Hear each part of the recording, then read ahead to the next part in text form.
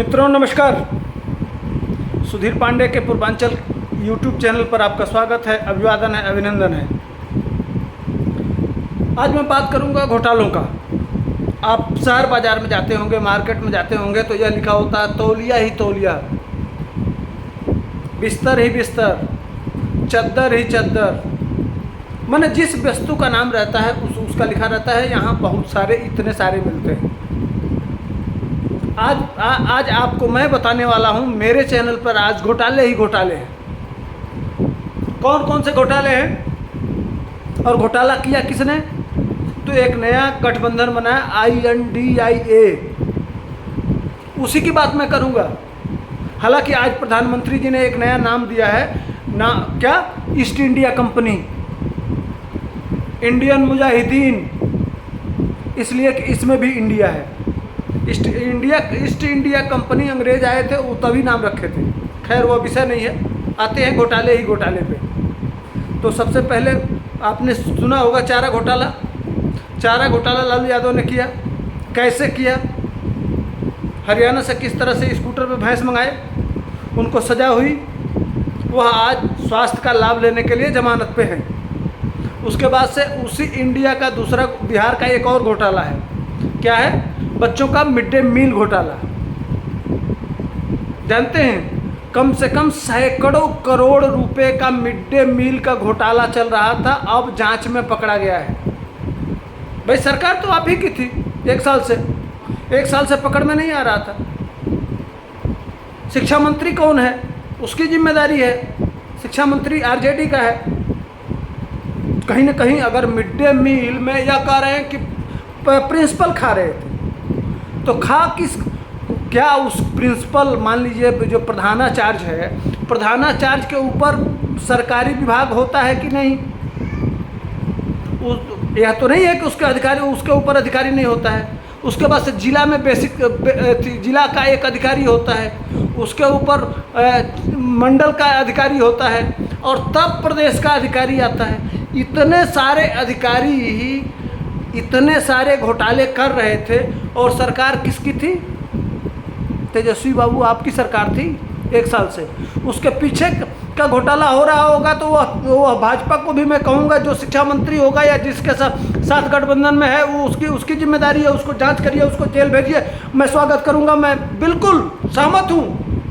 सभी दल कोई घोटाला करे, चाहे आपके तेजस्वी यादव आपके बाप करे, चाहे नीतीश कुमार करे, चाहे कोई मंत्री करे, या चाहे कोई अधिकारी करे, उसको जेल जाना चाहिए।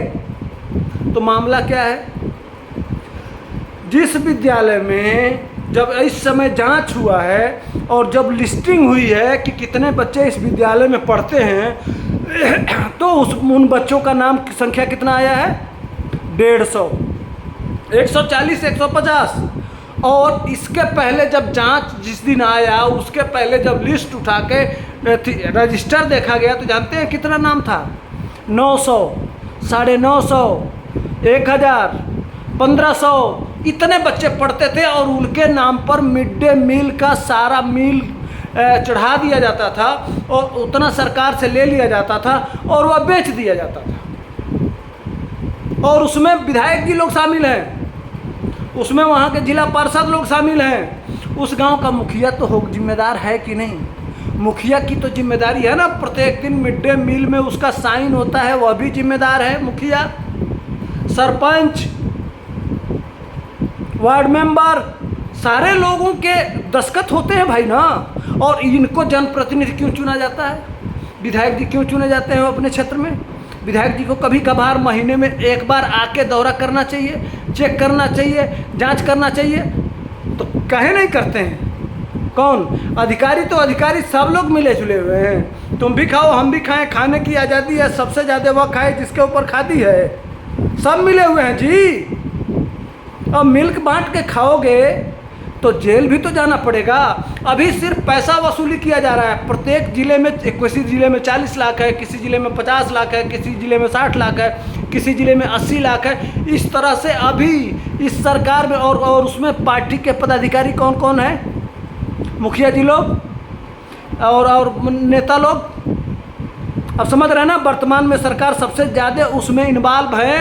या 1 साल से जो अचानक फ्लो बढ़ा है उसमें सबसे ज़्यादा तेजस्वी यादव की पार्टी के लोग हैं।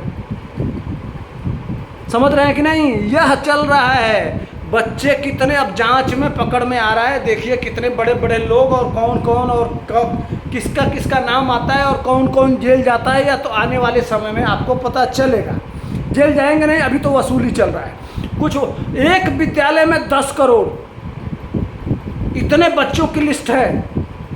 अब समझिए कि डर नाम का चीज़ ही नहीं है। जो जिसको जहाँ मौका मिले वहीं लूटो, खुली लूट की छूट है।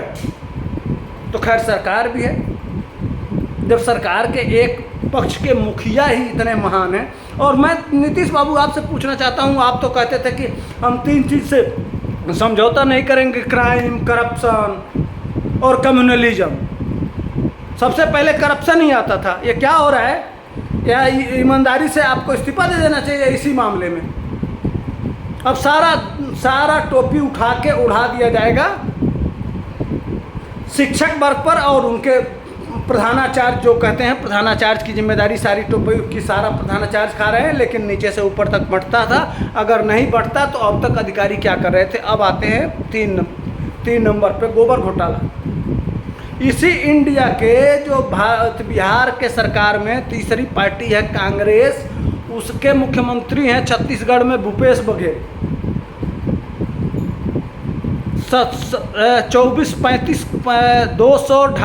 235 करोड़ रुपए का गोबर खरीदा जाता है।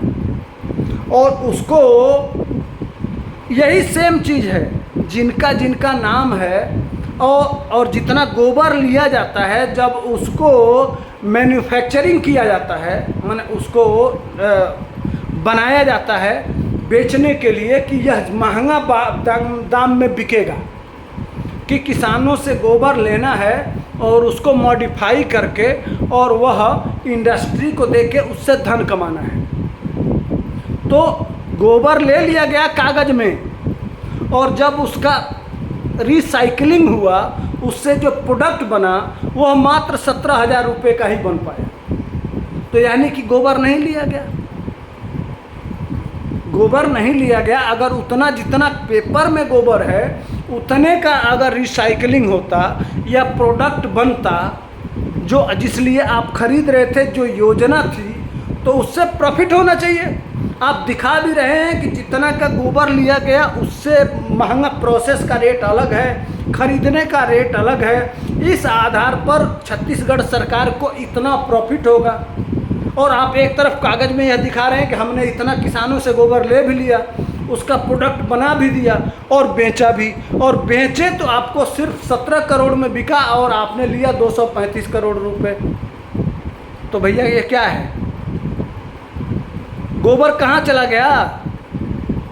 तो यही घोटाला है। अब वह पूछा जा रहा है कि यह जिन किसानों के, फर्जी किसानों के नाम से जो गोबर उठाया गया है, उसका वह कौन लोग हैं और कौन फर्जी सिर्फ वो चढ़ा दिया गया है। यही चारा घोटाले में हुआ था, सेम वही कांड।